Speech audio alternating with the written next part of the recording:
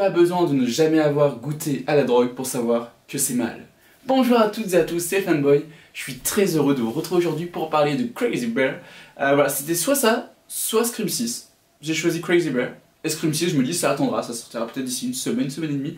On verra, Scream 6 ça arrive, mais voilà. Aujourd'hui, on va se concentrer sur Crazy Bear. Juste pour info, ça sera une petite vidéo sans spoiler, donc que vous ayez vu le film ou non, vous pouvez rester jusqu'à la fin, ce qui est plutôt bien, je trouve. Alors, Crazy Bear, c'est vrai que quand ça a été annoncé, ça a fait pas mal de bruit de par son synopsis, parce que c'est l'histoire d'un ours qui va tomber sur de la cocaïne, qui va sniffer la cocaïne, qui va en devenir accro et qui va devenir complètement fou. Si déjà vous trouvez ça complètement perché, eh bien sachez que c'est inspiré d'une histoire vraie.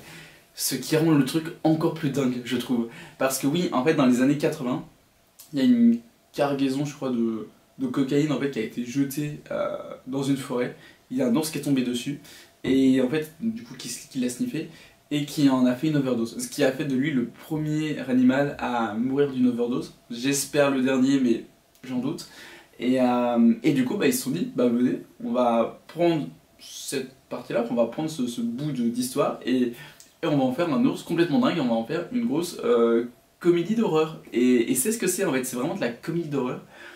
J'ai trouvé que le film était vachement drôle, on passe vraiment un bon moment, mais il y a quand même des petits moments horrifiques. C'est pas un film qui fait spécialement peur, c'est pas là pour ça, mais par contre vous avez quand même quelques touches de gore, vous avez un peu de sang qui gicle à droite à gauche. C'est pas non plus énorme, mais voilà, je dis ça avis aux âmes les plus sensibles. On est aussi un petit peu sur un film, je crois qu'on pourrait appeler ça un peu un film choral, dans le sens où on a beaucoup de personnages, notamment je dirais peut-être les premières 30 minutes qui vont vraiment servir d'introduction en fait. On va vraiment présenter les différents personnages, vraiment qui sont à droite, à gauche, certains se connaissent, d'autres se connaissent pas. Donc on va vraiment avoir cette longue introduction sur tous les personnages. Introduction qui d'ailleurs pourra sembler un petit peu longue pour certains, ça n'a pas été mon cas. Mais voilà, je peux comprendre que bon, quand on vient voir de la comédie horrifique, on veut notamment de l'horreur, et l'horreur bien sûr va pas commencer avant, je pense, une bonne demi-heure de film, sachant que le film dure 1h30, mais enfin 1h36 il me semble. Mais après c'est pas gênant. Honnêtement moi ça m'a pas dérangé, justement je préfère qu'on prenne notre temps pour bien introduire les personnages, tout ça, qui sont un minimum développés, qu'on comprenne aussi leur motivation, le pourquoi du comment est-ce qu'ils vont se retrouver à tel endroit spécifiquement. Mais voilà, mais donc du coup non, de ce point de vue là j'ai trouvé que c'était bien géré. C'est vrai que honnêtement, vu le synopsis, ça a tout pour être un gros nanar.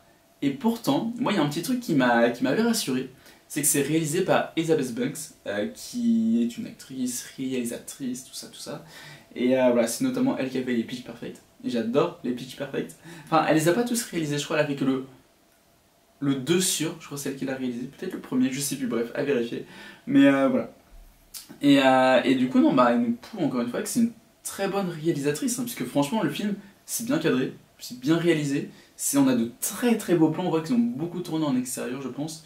Donc vraiment avec des forêts, des collines, tout ça, enfin, c'est magnifique. En termes de rythme, bon du coup à part l'introduction voilà, qui pourra peut-être vous sembler un petit peu longue, je trouve qu'on ne s'ennuie pas dès que ça commence à partir vraiment dans le vif du sujet. Vraiment c'est super drôle, ça enchaîne les gags, les situations incongrues on va dire, et surprenantes, et non et franchement c'est vraiment drôle, c'est vraiment rythmé, tout en ayant du coup ce bon mélange je trouve entre horreur et comédie, et non franchement c'est super cool. Il y a des personnages qui vont être très touchants, des personnages vraiment mais limite vous allez vous plier en deux quoi, ils sont hyper drôles. Concernant les effets spéciaux j'ai trouvé ça vraiment pas mal, bon on voit que l'ours est un faux, hein, mais franchement ça fait le taf, voilà, on y croit quand même.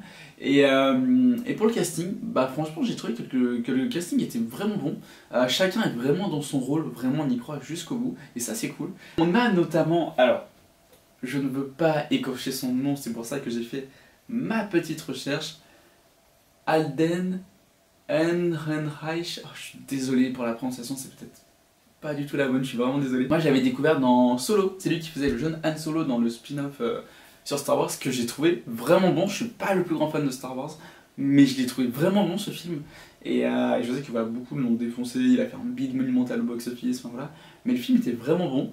Et voilà, donc, du coup j'étais content de retrouver cet acteur-là, que l'on retrouvera aussi, alors officiellement c'était pour l'automne 2023, ça sera clairement qu'en 2024, dans la série Ironheart, où je sais pas quel rôle il va faire, je crois pas que ce soit révélé, même s'il me semble qu'il y a peut-être des petites théories et tout, mais je crois qu'il pourrait faire un méchant, et franchement, ça le ferait. Mais en tout cas j'ai adoré son personnage, j'ai trouvé très touchant, voilà, je vais pas en dire plus. Donc pour conclure, si vous voulez vous marrer et voir une petite comédie horrifique, foncez voir Crazy Bear au cinéma. C'est drôle, c'est rythmé, les personnages sont attachants, voilà, ça joue bien, c'est bien fait, on s'ennuie pas, c'est super cool, vous allez vraiment passer un bon moment. Donc voilà, donc vraiment foncez le voir en salle, en plus je pense qu'il va pas tarder à disparaître des cinémas. Donc vraiment, allez-y. Vraiment, c'est mon conseil, s'il y a un film que vous devez voir en ce moment, qui en plus voilà, risque de peut-être pas trop rester longtemps, c'est Crazy Bear. Donc on va s'arrêter là, n'hésitez pas à me dire en commentaire ce que vous avez pensé du film si jamais vous l'avez vu, ou à dire d'autres choses en commentaire, hein. Si vous voulez dire j'ai mangé des pâtes ce midi, allez-y, vraiment, je vous dirai, moi j'ai mangé McDo ce midi, mais il est 10h du matin, donc j'ai pas encore mangé McDo, mais sûrement tout à l'heure. Bref, c'est une autre histoire. Quoi qu'il en soit, je vous dis à très bientôt, prenez soin de vous, c'était Fanboy, bye.